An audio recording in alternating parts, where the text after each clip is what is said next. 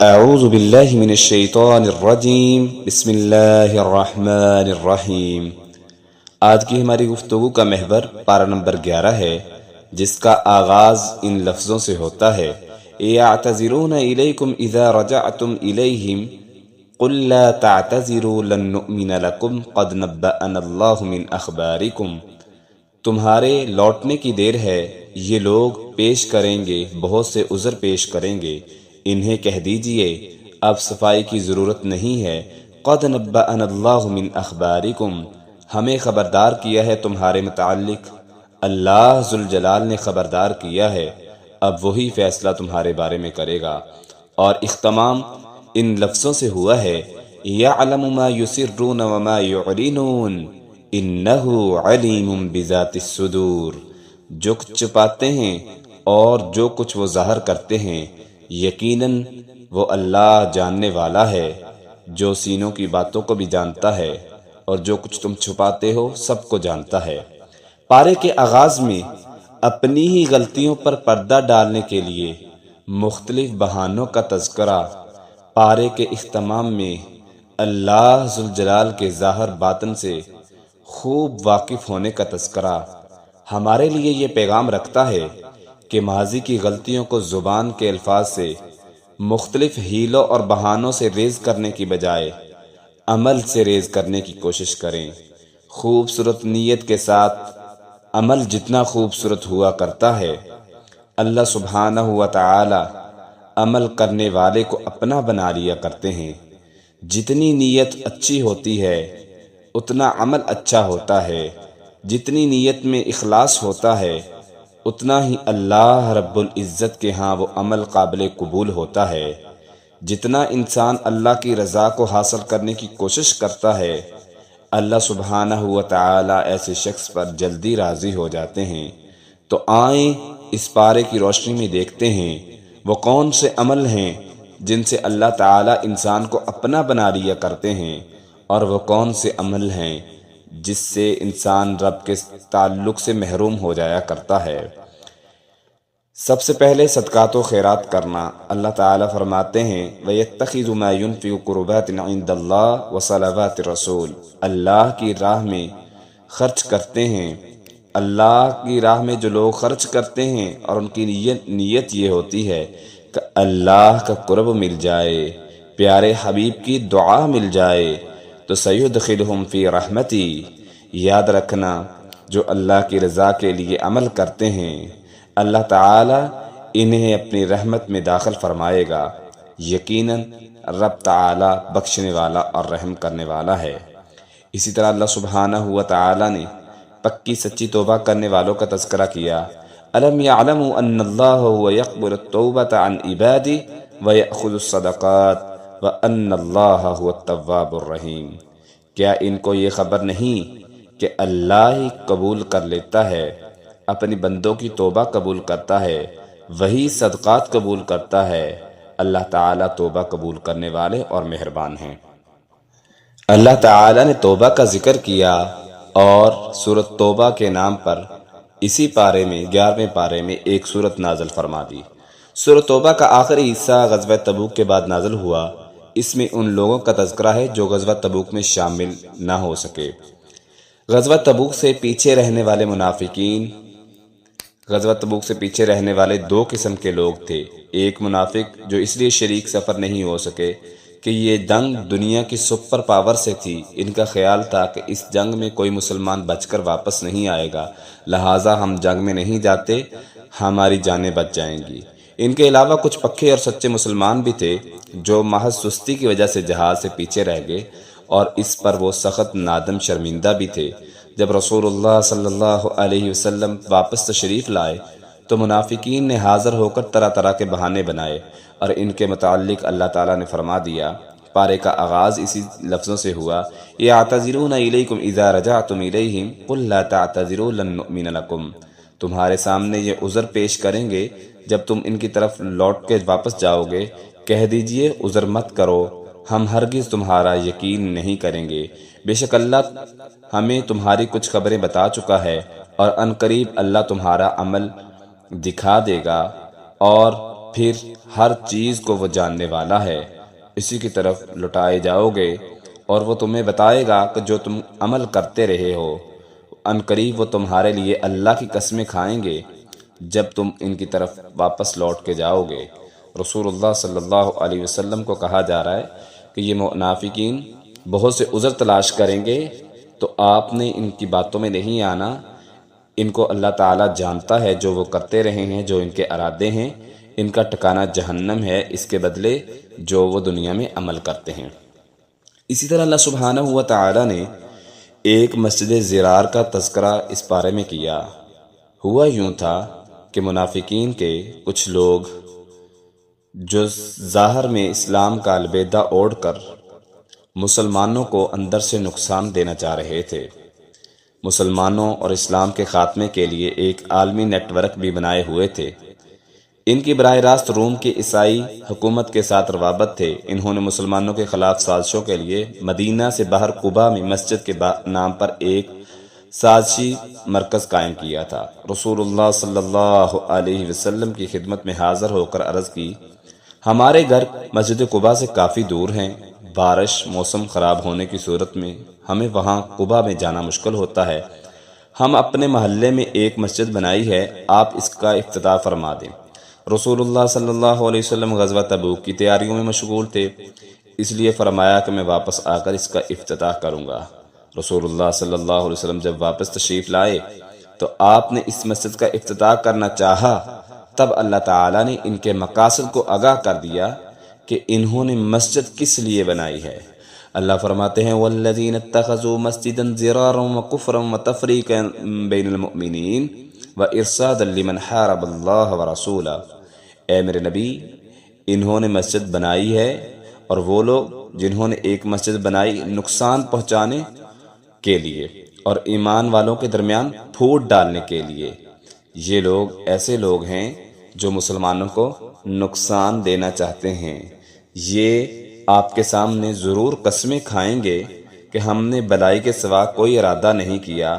اللہ تعالیٰ زیادہ جانتے ہیں جو ان کے ارادے ہیں۔ یہ وہ لوگ ہیں جو یقیناً جھوٹے ہیں۔ یقیناً مسجد تو وہ ہے کہ جس کی بنیاد پہلے دن سے تقوی پر رکھی گئی، زیادہ حقدار ہے کہ تم اس میں کھڑے ہو۔ یعنی نبی کریم صلی اللہ علیہ وسلم کو کہا جا رہا ہے کہ آپ اس مسجد کا افتتاح کرنے جا رہے ہیں جس کی بنیاد ہی اس بنا پر رکھی گئی ہے، اس کی بنیاد ہی اس بنا پر رکھی گئی ہے کہ یہاں مسلمانوں کو خلاف کرنے کے لیے، مسلمانوں کو نقصان پہنچانے کے لیے یہاں انہوں نے منصوبے تیار کرنے تھے۔ یہ مسجد زرار ہے، آپ اس مسجد میں کھڑے ہوں جس کی بنیاد ہی تقوی پر رکھی گئی ہے، اور یہ زیادہ حقدار ہیں۔ اس میں جو کھڑے لوگ ہوتے ہیں وہ اللہ کے بہت پاکیزہ بندے ہیں۔ اللہ تعالیٰ پاک بندوں سے، پاک لوگوں سے محبت کرتے ہیں، تو آپ مسجد تقوی کو اختیار کریں، اس مسجد کا افتتاح نہ کریں۔ اسی طرح اللہ سبحانہ و تعالیٰ نے صحابہ کرام کی تعریف بیان کی کہ صحابی کس کو کہتے ہیں۔ وَالسَّابِقُونَ الْأَوَّلُونَ مِنَ الْمُهَاجِرِينَ وَالْأَنصَارِ وَالَّذِينَ اتَّبَعُوهُمْ بِإِحْسَانٍ رَضِيَ اللَّهُ عَنْهُمْ وَرَضُوا عَنْهُ۔ اور مہاجرین انصار میں سے سبقت کرنے والے سب سے پہلے لوگ اور وہ لوگ جو نیکی کے ساتھ ان کے پیچھے آئے، اللہ ان سے راضی ہو گیا اور وہ اس سے راضی ہو گئے۔ اللہ تعالیٰ نے ان کے لیے ہمیشہ ہمیشہ رہنے کے لیے نعمتوں والی جنتیں تیار کی ہیں۔ یہی وہ لوگ ہیں جو بڑی کامیابی پر فائز ہیں۔ صحابی کسے کہتے ہیں؟ جس نے ایمان کی حالت میں رسول اللہ صلی اللہ علیہ وسلم کو دیکھا ہو اور ایمان کی حالت میں ہی فوت ہوا ہو۔ اسی طرح اللہ سبحانہ و تعالیٰ نے غزوہ تبوک میں پیچھے رہ جانے والوں کا تذکرہ کیا ہے۔ صحابہ کرام میں سے کچھ لوگ محض سستی کی وجہ سے غزوہ تبوک میں شامل نہ ہو سکے۔ وہ اپنے کام پر اس قدر نادم تھے کہ ان میں سے کچھ رسول اللہ صلی اللہ علیہ وسلم کی خدمت میں حاضر ہوئے اور معافی کی درخواست کرنے کی بجائے جب آپ واپس آئے تو مسجد کے ستونوں کے ساتھ خود کو باندھ لیا کہ ہم اللہ کے مجرم ہیں، اگر وہ ہمیں معاف کرے گا تو ہم خود کو آزاد کریں گے، ورنہ اسی طرح ہم بھوکے پیاسے ستونوں کے ساتھ خود کو باندھ لیا ہے، اسی طرح مر جائیں گے۔ رسول اللہ صلی اللہ علیہ وسلم کو جب خبر ہوئی تو آپ نے فرمایا انہوں نے جلد بازی سے کام لیا ہے، میرے پاس آتے، معافی کی درخواست کرتے تو میں انہیں اللہ سے معافی لے دیتا، مگر اب چونکہ انہوں نے خود کو اللہ کے حوالے دے دیا ہے، اس لیے اب ان کا فیصلہ خود اللہ ہی فرمائے گا۔ کچھ دنوں کے بعد اللہ تعالیٰ نے ان کی توبہ قبول کر لی اور انہیں ستونوں سے کھول دیا گیا۔ اللہ تعالیٰ فرماتے ہیں وَآخَرُونَ اعْتَرَفُوا بِذُنُوبِهِمْ خَلَطُوا عَمَلًا صَالِحًا وَآخَرَ سَيِّئًا عَسَى اللَّهُ أَن يَتُوبَ عَلَيْهِمْ إِنَّ اللَّهَ غَفُورٌ رَحِيمٌ خُذْ مِنْ أَمْوَالِهِمْ صَدَقَةً تُطَهِّرُهُمْ وَتُزَكِّيهِمْ بِهَا وَصَلِّ عَلَيْهِمْ إِنَّ صَلَاتَكَ سَكَنٌ لَهُمْ۔ اے میرے نبی، اور کچھ دوسرے ہیں جنہوں نے اپنے گناہوں کا اقرار کر لیا، انہوں نے کچھ عمل نیک اور کچھ دوسرے برے ملا دیے، قریب ہے کہ اللہ ان پر مہربان ہو جائے، یقیناً اللہ بے حد بخشنے والا اور نہایت رحم کرنے والا ہے۔ ان کے مالوں سے صدقہ لے، اس کے ساتھ تو انہیں پاک کرے گا اور انہیں صاف کرے گا، اور ان کے لیے دعا کر، بے شک تیری دعا کے نتیجے میں اللہ تعالیٰ ان کو معاف کر دیں گے اور انہیں سکون دے گے، اللہ سب کچھ سننے والا اور جاننے والا ہے۔ اسی طرح 3 صحابہ اکرام کا فیصلہ جو ہے وہ مؤخر کر دیا گیا۔ 6 صحابہ اکرام تھے جنہوں نے خود کو مسجد کے ستونوں سے باندھ لیا، ان کے علاوہ 3 صحابہ اکرام کعب بن مالک، مرارہ بن ربیع اور حرال بن امیہ، یہ 3 صحابہ تھے جنہوں نے خود کو مسجد کے ستونوں سے ساتھ تو نہیں باندھا تھا، مگر رسول اللہ صلی اللہ علیہ وسلم کی خدمت میں حاضر ہو کر سچ سچ بتا دیا اور اس پر معافی کی درخواست کی تو انہیں سزا دی گئی۔ ان میں سے کعب بن مالک بھی ہیں، انہوں نے خود اپنا واقعہ تفصیل سے بیان فرمایا جو بڑا دلچسپ واقعہ ہے۔ کعب بن مالک فرماتے ہیں کہ ہم 3 صحابہ میں تھے جن کی توبہ قبول نہیں کی گئی تھی۔ وہ فرماتے ہیں کہ میں رسول اللہ صلی اللہ علیہ وسلم کے ساتھ غزوہ تبوک اور غزوہ بدر کے علاوہ باقی تمام غزووں میں شریک تھا۔ غزوہ تبوک میں اور غزوہ بدر میں حاضر نہیں ہو سکا سستی کی وجہ سے۔ چاشت کے وقت جب رسول اللہ صلی اللہ علیہ وسلم غزوہ سے تشریف لائے تو میں نے سچ بولنے کا پختہ ارادہ کر لیا، اور آپ کا سفر کا یہ معمول تھا کہ آپ چاشت کے وقت ہی آپ واپس آتے اور سب سے پہلے مسجد میں تشریف لے جاتے اور 2 رکعت نماز پڑھتے۔ کہتے ہیں کہ ہمارے علاوہ اور بھی بہت سے لوگ بظاہر مسلمان اس غزوے میں شریک نہیں ہوئے تھے، لیکن آپ صلی اللہ علیہ وسلم نے ان میں سے کسی سے بات چیت سے منع نہیں فرمایا تھا۔ ہم سے بات چیت کرنا آپ نے چھوڑ دی اور یہ معاملہ طول پکڑتا جا رہا تھا۔ ادھر میری نظر میں سب سے اہم معاملہ یہ تھا کہ اگر کہیں اس عرصے میں میں مر گیا تو آپ صلی اللہ علیہ وسلم مجھ پر نماز جنازہ نہیں پڑھیں گے، یا آپ صلی اللہ علیہ وسلم کی وفات ہو جائے تو افسوس لوگوں کا یہی طرز عمل رہے گا کہ میرے ساتھ ہمیشہ کے لیے کوئی بات نہیں کرے گا، نہ مجھ سے کوئی گفتگو کرے گا اور نہ مجھ پر کوئی جنازہ پڑھے گا۔ ان کے دل میں یہ تڑپ تھی کہ کہیں مجھے کچھ ہو نہ جائے۔ آخر اللہ تعالیٰ نے ان کی توبہ قبول کر لی اور رات کے آخری حصے میں رسول اللہ صلی اللہ علیہ وسلم پر قرآن نازل ہوا۔ نبی کریم صلی اللہ علیہ وسلم نے نماز فجر پڑھانے کے بعد ہماری توبہ قبول کرنے کی بشارت دی کہ اللہ نے تمہاری توبہ قبول کر لی ہے۔ نبی کریم صلی اللہ علیہ وسلم جب یہ خوشخبری سنائی تو آپ کا چہرہ مبارک منور ہو گیا جیسے چاند کا ٹکڑا ہو، اور جنہوں نے معذرت کی تھی ان کی معذرت قبول بھی ہوئی۔ ہم 3 صحابہ کا معاملہ بالکل مختلف تھا۔ اللہ تعالیٰ نے ہماری توبہ قبول ہونے کے بعد وحی نازل فرما دی تو اس آیت مبارکہ کو اللہ نے بیان فرمایا وَعَلَى الثَّلَاثَةِ الَّذِينَ خُلِّفُوا حَتَّى إِذَا ضَاقَتْ عَلَيْهِمُ الْأَرْضُ، اور ان تینوں پر جو موقوف رکھے گئے تھے یہاں تک کہ جب زمین ان پر تنگ ہو گئی تھی، یعنی جب صحابہ کرام نے بولنا چھوڑ دیا، نبی کریم صلی اللہ علیہ وسلم نے کلام کرنا چھوڑ دی، تو صحابی کہتے ہیں ہمیں ایسے لگ رہا تھا کہ جیسے ہم پر زمین تنگ کر دی گئی ہے۔ اللہ تعالیٰ نے انہی الفاظ کے ساتھ قرآن مجید میں فرمایا کہ یہاں تک جب زمین ان پر تنگ ہو گئی تھی، باوجود اس کے کہ یہ فراخ تھی، یعنی زمین کھلی ہی تھی، زمین فراخ تھی، لیکن نبی کریم صلی اللہ علیہ وسلم کا کلام نہ کرنا ان کے لیے یہ اتنا بھاری اور مشکل فیل ہو رہا تھا۔ صحابی کہتے کہ ہمیں ایسے لگ رہا تھا جیسے ہم پر زمین تنگ کر دی گئی ہے اور ہماری جانیں نکلنے والی تھی۔ رسول اللہ صلی اللہ علیہ وسلم ہم سے کلام نہیں کر رہے تھے تو یہ رو رو کے اللہ تعالیٰ سے دعائیں کرتے، تو اللہ تعالیٰ کہتے ہیں کہ ہم نے ان کی توبہ کو قبول کر لیا۔ ان اللہ هو التواب الرحیم، بے شک اللہ تعالیٰ یقیناً توبہ قبول کرنے والے اور نہایت رحم کرنے والے ہیں۔ اسی طرح اللہ تعالیٰ نے رسول اللہ صلی اللہ علیہ وسلم کی مومنوں کے ساتھ شفقت اور محبت کا تذکرہ بیان فرمایا۔ لقد جاءکم رسول من انفسکم عزیز علیہ ما عنتم حریص علیکم بالمؤمنین رعوف الرحیم، بے شک تمہارے پاس ایک ایسا رسول آیا ہے جو بڑا ہی حریص ہے اس بات پر، بڑا ہی کوشش گار ہے اس بات پر کہ تم مشقت میں نہ پڑ جاؤ، وہ بہت بڑا حرص رکھنے والا ہے۔ نبی کریم صلی اللہ علیہ وسلم کو حسرت کس چیز کی تھی؟ آپ کی خواہش یہ تھی کہ یہ لوگ، نبی کریم صلی اللہ علیہ وسلم حریص اس بات کے تھے کہ یہ لوگ جہنم سے بچ جائیں اور اللہ کی جنت میں داخل ہو جائیں۔ آپ صلی اللہ علیہ وسلم مومنوں پر بہت شفقت کرنے والے تھے اور بہت ہی مہربان تھے۔ اللہ تعالیٰ نے اپنے نبی کی یہ صفات قرآن مجید میں بیان فرما دی۔ اسی طرح اس بارے میں سورہ یونس ہے۔ سورہ یونس مکی صورت ہے جو رسول اللہ صلی اللہ علیہ وسلم پر قیام مکہ کے آخری دور میں نازل ہوئی۔ اس میں مشرکین مکہ کے کردار کا تذکرہ اور ان کے عقائد کا رد کیا گیا ہے۔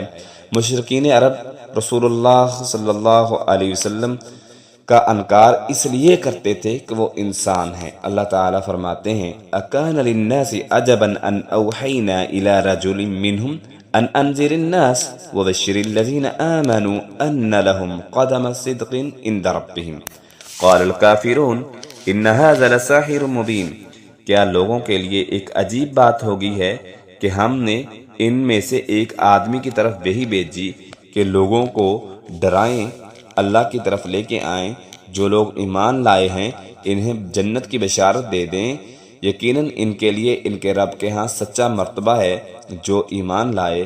کافروں نے کہا یہ تو کھلا جادوگر ہے۔ مشرکین عرب کا عذاب کا مطالبہ کرنا۔ مشرکین عرب سمجھتے تھے کہ اگر محمد صلی اللہ علیہ وسلم اللہ کے سچے رسول ہیں تو پھر ہمارے انکار کرنے کی وجہ سے ہم پر عذاب کیوں نہیں آتا؟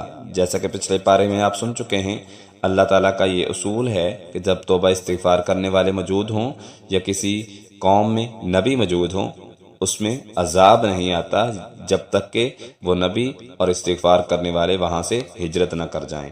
بعض اوقات وہ رسول اللہ صلی اللہ علیہ وسلم کو عذاب لانے کا چیلنج بھی دیتے تھے۔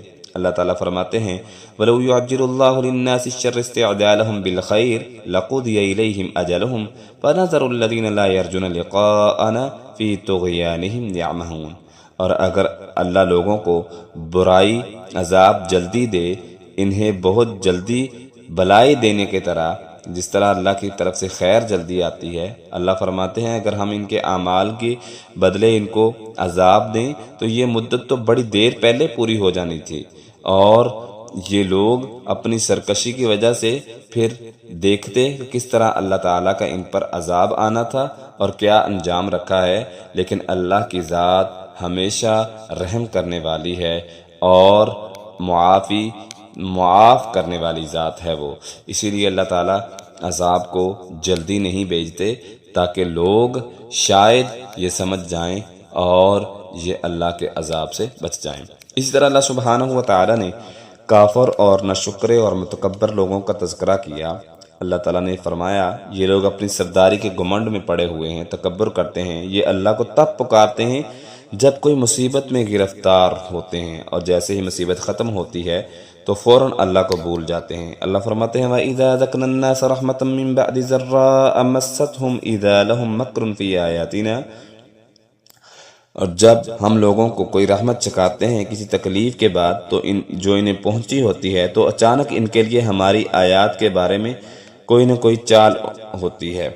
کہہ دیجئے اللہ تعالیٰ زیادہ تدبیر کرنے والے ہیں، بے شک ہمارے بھیجے ہوئے فرشتے جو ہیں وہ لکھ رہے ہیں جو تم سازشیں کرتے ہو، چالیں چلتے ہو۔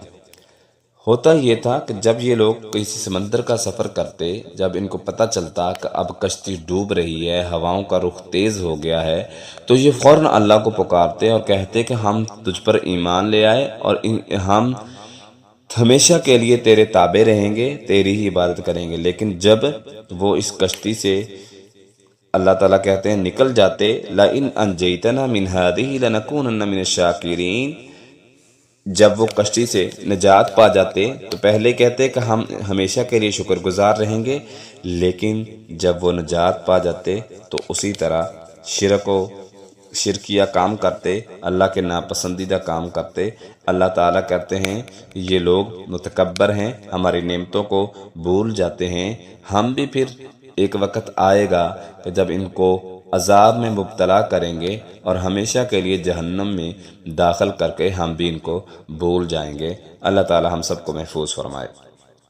اسی طرح اللہ تعالیٰ نے متکبرین کی علامات کو بیان کیا ہے کہ جب ان کے پاس ہماری آیات پڑھی جاتی ہیں، وَإِذَا تُتْلَىٰ عَلَيْهِمْ آيَاتُنَا بَيِّنَاتٍ قَالَ الَّذِينَ لَا يَرْجُونَ لِقَاءَنَا ائْتِ بِقُرْآنٍ غَيْرِ هَٰذَا أَوْ بَدِّلْهُ، اور جب ان پر ہماری واضح آیات پڑھی جاتی ہیں تو وہ لوگ جو ہماری ملاقات کی امید نہیں رکھتے کہتے ہیں کوئی قرآن اس کے علاوہ لاؤ، اسے بدل دے۔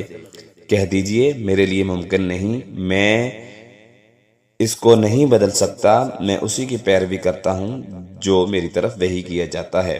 بے شک میں اپنے رب کی نافرمانی نہیں کرنے والا، میں تو عذاب سے ڈرتا ہوں۔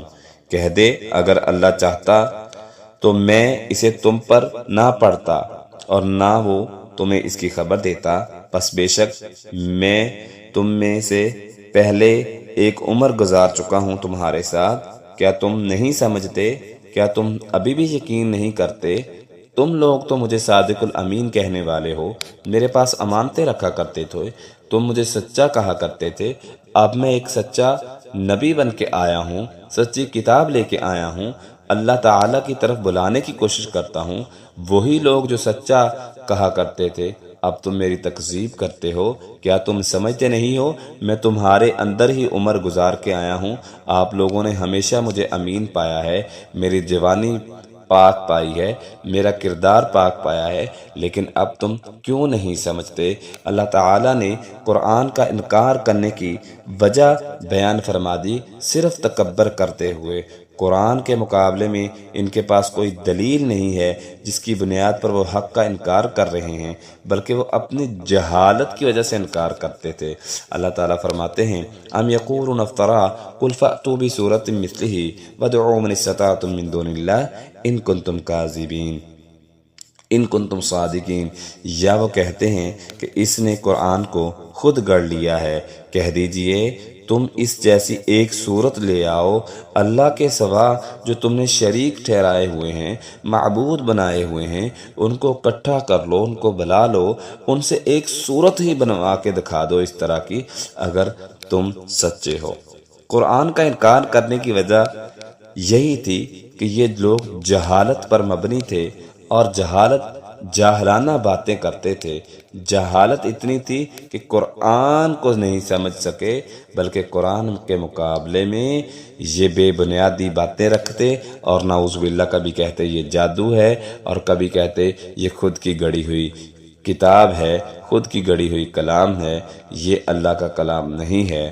اللہ تعالیٰ فرماتے ہیں عنقریب ایسا ہوگا جنہوں نے کتاب کو جھٹلا دیا تو یہ لوگ ظالم ہیں اور ہم ظالموں کو ان کا انجام ضرور چکائیں گے۔ اسی طرح اللہ تعالیٰ نے قرآن مجید کی حیثیت کو بیان کیا ہے، یا ایھا الناس قد جاءتکم موعظۃ من ربکم وشفاء لما فی الصدور وہدی ورحمۃ للمؤمنین، اے لوگو بے شک تمہارے پاس تمہارے رب کی طرف سے عظیم نصیحت اور سرسر شفا اور سینوں کو ہدایت دینے والا اور ایمان والوں کے لیے سرسرۂ ہدایت اور رحمت ہے یہ قرآن، اگر اللہ کا فضل نہ ہوتا۔ قل بفضل اللہ، کہہ دیجئے یہ اللہ کا فضل ہے، اس کی رحمت ہے، سو اسی کے ساتھ پھر لازم ہے کہ وہ خوش ہوں، یہ اس سے بہتر ہے جو وہ جمع کرتے ہیں۔ یعنی اللہ تعالیٰ نے بہت احسان کیا ہے کہ قرآن مجید عطا کر کے اپنی رحمت دکھا کے اپنا فضل کیا ہے کہ تمہیں آخری نبی دیا اور آخری کتاب تمہارے نبی پر نازل فرمائی، اور اس کتاب نے ہر چیز واضح ہے۔ یہ کتاب رحمت ہے مومنوں کے لیے، یہ کتاب ہدایت کا منبع اور مصدر ہے مومنوں کے لیے، یہ کتاب شفا ہے مومنوں کے لیے۔ جو اس کتاب سے جڑ جاتا ہے وہ اللہ کو اپنے قریب پا لیتا ہے، جو اس کتاب کے ساتھ اپنا تعلق قائم کر لیتا ہے وہ انسان اللہ کے زیادہ قریب ہو جاتا ہے۔ جو اس کتاب مبین کو پڑھ لیتا ہے وہ رحمت کو حاصل کر لیتا ہے، وہ اللہ کے فضل کو اکٹھا کر لیتا ہے، وہ ہدایت یافتہ بن جاتا ہے، وہ شفا یاب ہو جاتا ہے جو اس کتاب کو پڑھتا ہے اور سمجھتا ہے۔ اس طرح اللہ تعالیٰ نے اولیاء اللہ کی پہچان بھی اس بارے میں کرائی۔ ہمارے ہاں اولیاء اللہ کا مقام مرتبہ بیان کیا جاتا ہے، پھر چند مخصوص صوفیہ کو اولیاء اللہ ثابت کرنے کی کوشش کی جاتی ہے، جس سے ایک عام مسلمان یہ سمجھتا ہے شاید اولیاء اللہ کا کوئی خاندان ہے اور وہی اولیاء بن سکتے ہیں۔ میں اس مقام پر نہیں پہنچ سکتا، انہیں یہ نہیں بتایا جاتا کہ اولیاء اللہ ہیں کون۔ اللہ تعالیٰ کی یہ بندے ہیں اور اللہ تعالیٰ نے ان کی صفات اپنی کتاب نے واضح طور پہ بیان فرما دی۔ الا ان اولیاء اللہ لا خوف علیہم ولا هم یحزنون، سن لو بے شک اللہ کے دوست ان پر نہ کوئی خوف ہوگا اور نہ وہ غمگین ہوں گے۔ کون ہیں دوست اللہ کے؟ الذین آمنوا وکانوا یتقون، جو ایمان لانے والے ہیں، اللہ پر ایمان اور کتابوں پر ایمان، آخرت پر ایمان، قیامت کے دن پر ایمان، اچھی بری تقدیر پر ایمان، اللہ کے ساتھ وہ شرک نہیں کرتے، کسی کو شریک نہیں ٹھہراتے، وَقَانُوا يَتَّقُونَ، اور وہ اللہ سے ڈرتے ہیں۔ اللہ فرماتے ہیں اولیاء اللہ تو یہ ہیں جو ایمان لانے والے ہیں اور ہر معاملے میں اللہ سے ڈرتے ہیں۔ لَهُمُ الْبُشْرَى فِي الْحَيَاةِ الدُّنْيَا وَفِي الْآخِرَةِ، خوشخبری ہے دنیا کی زندگی میں بھی اور آخرت میں بھی ان کے لیے خوشخبری ہے اور بہت بڑی کامیابی ہے۔ اسی طرح اللہ سبحانہ و تعالی نے سابقہ اقوام کا تذکرہ کیا سورۃ نوح علیہ السلام کی اور سیدنا موسیٰ علیہ السلام کی قوم کا بطور مثال تذکرہ کیا ہے۔ جب سیدنا نوح اور سیدنا موسیٰ نے انہیں دعوت دی تو انہوں نے تکبر کی وجہ سے انبیاء اکرام کی دعوت کا انکار کر دیا۔ اسی طرح اللہ سبحانہ و تعالی نے یہ بھی بیان فرمایا ثم بعثنا من بعدهم موسى وهارون الى فرعون وملئه بآياتنا فاستكبروا وكانوا قوما مجرمين۔ ایک متکبر شخص کا تذکرہ فرمایا جو اپنے آپ کو انا ربکم الاعلی کہنے والا، میں سب سے بڑا رب ہوں۔ اللہ تعالیٰ فرماتے ہیں کہ جب اس نے انبیاء کا انکار کیا، نبی کا انکار کیا، تو پھر ہم نے ایسا غرق کیا فَالْيَوْمَ نُنَجِّيكَ بِبَدَنِكَ لِتَكُونَ لِمَنْ خَلْفَكَ آیَةً۔ اللہ فرماتے ہیں ہم نے سمندر میں ہماری قدرت دیکھیں، اسی سمندر سے موسیٰ پیغمبر کو پار کیا اور ماننے والوں کو پار کیا۔ اسی سمندر میں اللہ تعالیٰ نے اپنے دشمن کو مارا اور کہا آج ہم تیرے بدن کو خالی جو ہے وہ نشانی بنا کر چھوڑیں گے تاکہ تو پیچھے والوں کے لیے نشانی بن جائے۔ بے شک بہت سے لوگ ہماری نشانیوں سے غافل ہیں۔ اسی طرح اللہ سبحانہ و تعالی نے قوم یونس کا تذکرہ کیا۔ اللہ تعالیٰ کا یہ اصول ہے کہ افراد اور اقوام کے لیے توبہ کا دروازہ اس وقت تک کھلا رہتا ہے جب تک ان کے سامنے موت کے آثار واضح نہ ہو جائیں۔ اس کے بعد کوئی ایمان لاتا ہے کہ یعنی ایک طرف موت قریب دیکھ رہا ہے، پہلے ساری زندگی اس نے بغاوتیں کی ہیں لیکن اب آخری وقت ہے، موت کے مراحل شروع ہو گئے ہیں، فرشتے سامنے آ گئے ہیں، تو اب وہ اگر توبہ کرتا ہے تو اس کی توبہ قبول نہیں ہوتی۔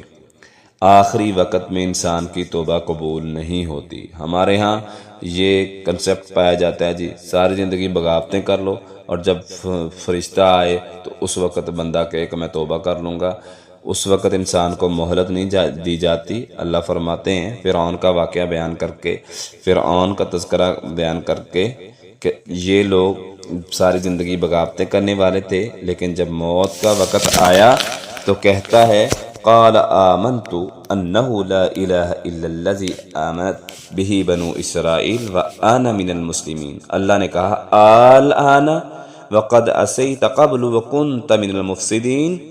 اس نے کہا جب موت کا وقت آیا، مرنے لگا، سمندر میں غرق ہونے لگا، تو کہتا ہے اب میں ایمان لاتا ہوں بنی اسرائیل کے رب پر اور میں مسلمان ہوتا ہوں۔ اللہ فرماتے ہیں الآن وقد عصیت، اب نہیں، اب تو موت سامنے دکھ رہی ہے، اب تو کہہ رہا ہے کہ میں مسلمان ہو رہا ہوں، نہیں اب نہیں، اب وقت ختم ہو چکا ہے توبہ کا، اب وقت ختم ہو چکا ہے توبہ کا، اور اب جو تجھے سزا ملنی ہے وہ مل کے رہے گی۔ وَكُنْتَ مِنَ الْمُفْسِدِينَ، تو اس سے پہلے فساد کرنے والوں میں تھا، تو بڑا کہتا تھا کہ جو میں رب ہوں، میرے علاوہ کوئی اور رب نہیں ہے۔ اللہ تعالیٰ نے اس کو اس کی سزا دی۔ اسی طرح اللہ تعالیٰ نے اس قوم کا بھی تذکرہ کیا ہے۔ ایک اصول تو یہ تھا کہ موت کے وقت انسان توبہ کرتا ہے تو اللہ تعالیٰ اس کی توبہ قبول نہیں کرتے، لیکن جو لوگ سچے دل سے توبہ کرتے ہیں اور اسلام کے لیے ان کی قربانیاں رہی ہیں، اگر کمیاں کوتاہیاں ہوئی ہیں تو اللہ تعالیٰ ایسے لوگوں کو معاف کر دیتے ہیں، جیسا کہ قوم یونس علیہ السلام کا اللہ تعالیٰ نے تذکرہ کیا ہے۔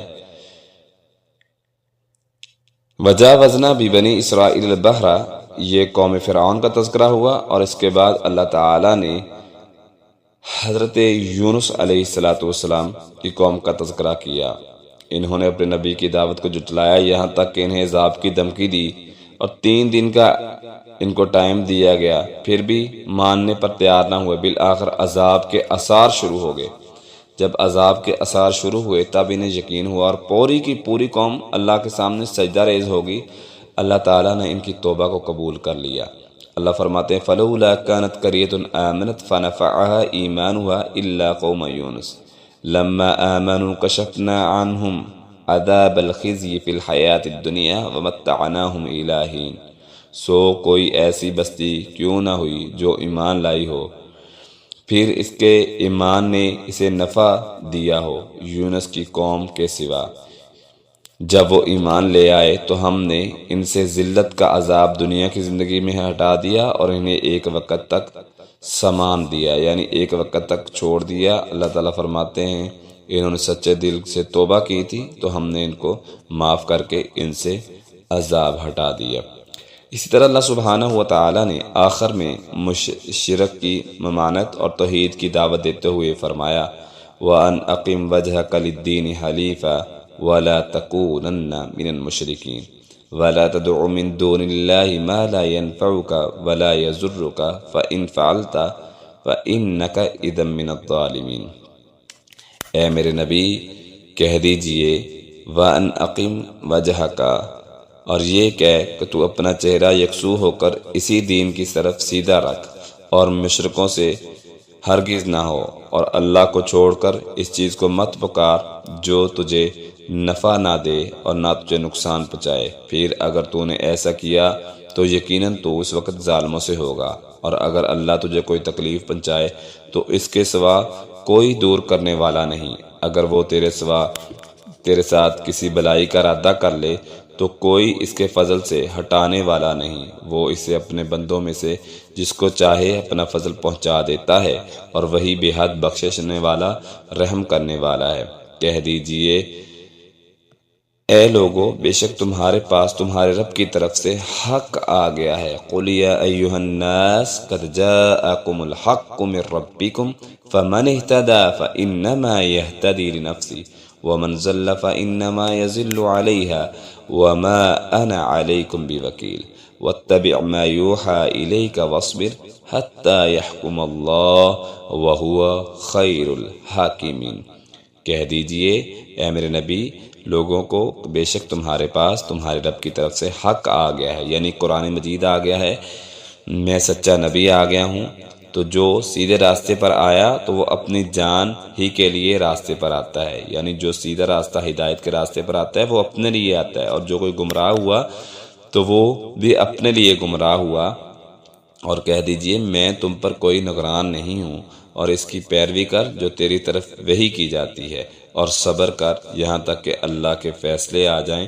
اللہ تعالیٰ سب سے بہترین فیصلے کرنے والا ہے۔ یہاں نبی کریم صلی اللہ علیہ وسلم کو کہا جا رہا ہے کہ لوگوں کو پیغام بھیجا دیجئے کہ تمہارے رب کی طرف سے جی حق اور سچ واضح ہے، لہٰذا جو ہدایت پائیں گے انہوں نے اپنی جانوں کو آسان کر لیا ہے، اپنے اوپر کوئی مشقت نہیں کی، اور جو لوگ گمراہ ہو گئے انہوں نے خود کو عذاب میں مبتلا کر لیا ہے۔ میں بے شک اللہ کا قاصد ہوں، پیغام پہنچانے والا ہوں۔ اور نبی کریم صلی اللہ علیہ وسلم کو آخر میں کہا جا رہا ہے کہ آپ لوگوں کی باتوں سے پریشان نہ ہوں، بلکہ اللہ کا پیغام لوگوں تک پہنچاتے رہیں اور صبر کے ساتھ اس کام پر ڈٹے رہیں، توحید کا پیغام لوگوں تک پہنچاتے رہیں، اور لوگوں کو یہ پیغام پہنچا دیں کہ اللہ تعالیٰ ہی نفع اور نقصان کا مالک ہے۔ الہ العالمین ہم سب کو سمجھ کر عمل کرنے کی توفیق عطا فرمائے۔